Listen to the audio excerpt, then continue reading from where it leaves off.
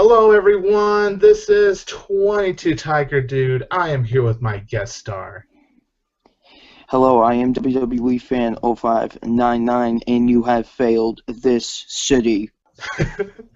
And we are both here to review part 2 of the Flash Arrow crossover. And this episode is called The Brave and the Bold, and what this episode is about, it's about this guy named Captain Boomerang. He is basically terrorizing Starling City, and Arrow's trying to stop him, and guess who comes into town to help him? The Flash. So now both the Flash and Arrow are going to try and take down Captain Boomerang. Captain Boomerang is also after Eagle's girlfriend. How does part 2 go? I gotta say, it was awesome, and I actually do think this was better than the first part. I fucking loved this episode. Just holy crap. And I'm going to just say very quick why. Because there's more interactions between the characters than you did in part 1. And you get more interactions with Barry and Oliver. So how did you feel about part 2, man? I gotta say, part 2 was a great part. Personally, I actually didn't think it was better than part 1. I actually thought part 1 was just a little bit better. But part 2, nonetheless, was still a great episode, great part. I just thought it was fantastic. The characters, the writing, the directing, it was great. I loved this episode. And what's also interesting to me, I don't know if you caught this, but I like how in part 1, Arrow saves Flash's life in the towards the beginning, and in this one, Flash saves Arrow's life like towards the beginning of this one. So I actually did find it clever how it was like a win-win for both heroes. And by the way, did you also love the opening sequences, like the title sequences for both episodes? In the Flash, arrows went all across, and in Arrow, like lightning was going around the arrow sign. Yeah, that was a very awesome sequence right there. I thought that was clever for them to actually do that. Yeah, this I just loved this episode. Definitely a great part 2. Definitely a great follow-up to part 1. Yeah, what I liked one is how it still kept in with the humor, because part 1 had the humor, just mainly with the interactions with all the characters, and they still kept that momentum with part 2. Even though Arrow is obviously a darker show than Flash is, like of course when Siskel is in the Arrow Cave, how they don't want it to be called Arrow Cave, and he's just touching everything like it's a toy, and Oliver keeps saying, touch it. Don't touch it. Yeah, it was so funny. Yeah. And then and he's admiring the Arsenal suit and saying how red looks better, and then Roy just says, I like this guy. Yeah, and also, since you're a big SpongeBob fan, it reminded me of Patrick in the, I believe it was the Jellyfish Museum, where he's like, with the guards like, don't touch that. Don't touch that. Do I have to keep on, do I have to throw you out? Of course, the only difference, Siskel actually knew when to stop. Exactly.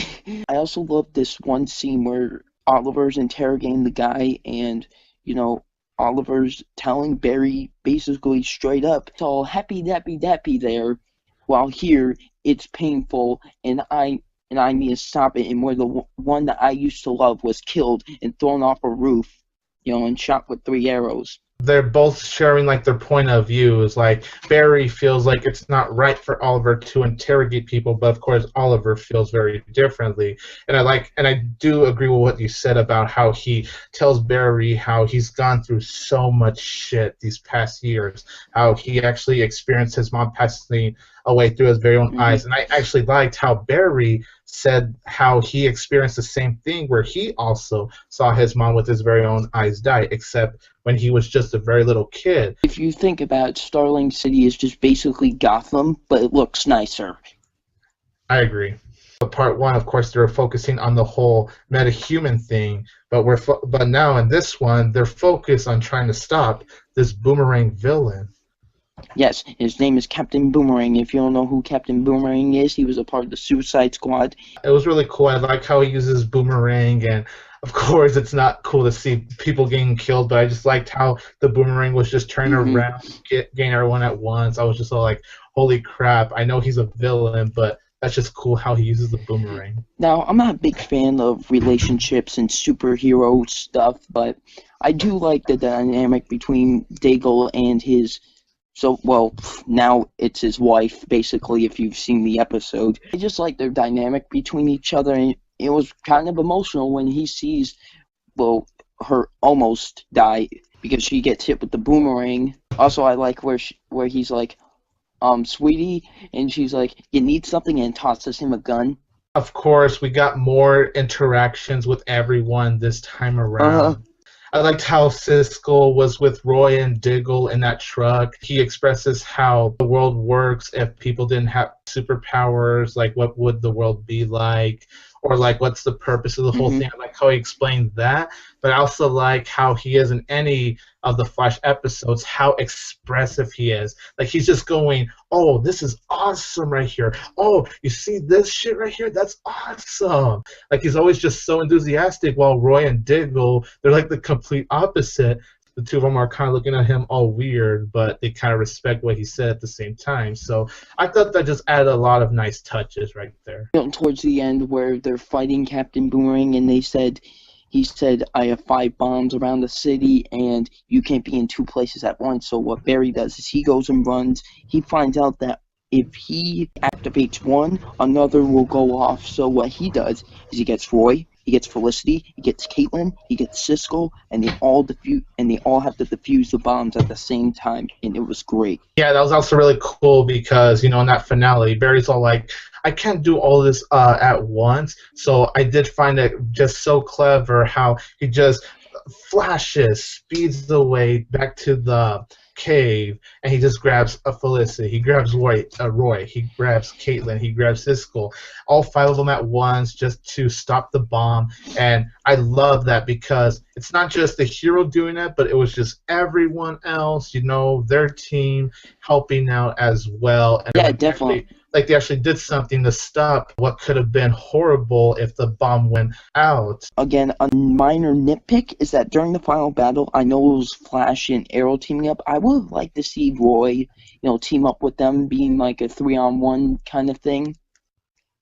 Yeah, I could kind of see that, but you still got enough of Roy at least being with Diggle and Siskel, while Felicity and Caitlin, they got to do their women talk and just stay in the cave.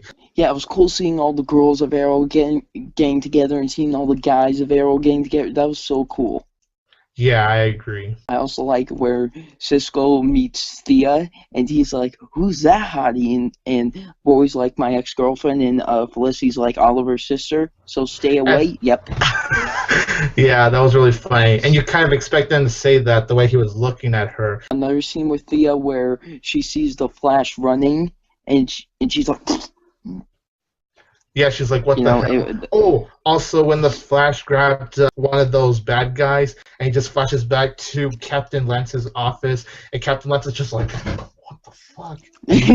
Like, little comedic stuff like that is always great. Even though, yeah, this episode had some of its dark moments, it had its comedic moments as well, and there were like a lot, especially for an Arrow episode. So I am really glad how they stayed true to the humor. In Flash, you do see them interact, but you don't get enough of that. Here, you actually get much more of that, and that's probably why I did really love this episode. Same here.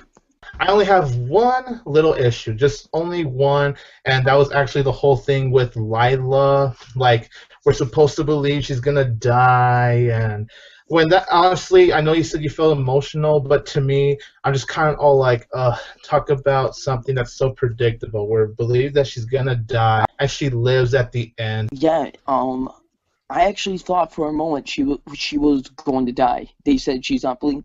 I was like, maybe she might live, but, I was like, not this again. First with Sarah, now with this. Like, someone can't lose another loved one.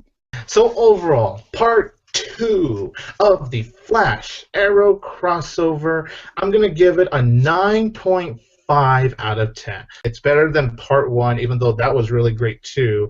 And overall, it serves for what an Arrow and Flash crossover really should be. And I'm hoping in the future we'll get more of these, because I love seeing the heroes together. I love seeing their team just interacting with each other. That's what created the juicy magic, like they're milking it out. Okay, that's weird, but you know what I mean. I just loved it. That's all I wanted to say. What do you rate it? Once again, just like the same grade that I gave part 1, I'm giving it an A+. This was a fantastic episode, in my opinion. I know I had that like minor nitpick, but it was still a great episode. I loved this episode. Definitely, I will say it's probably my favorite episode of Arrow Season 3 so far. So yeah, I love this episode, so it definitely deserves an A+. Awesome. So you guys, of course, just like with part 1, comment below your thoughts on the Arrow Flash crossover. So yeah, really great episode, and thank you for letting me do this crossover review with you. Please check out his channel, you guys. I'm going to leave a link to his channel in the description below. And of course, this is 22 Tiger Dude. And don't forget that we will always have Tiger Power! Tiger Power! Yeah! Yeah!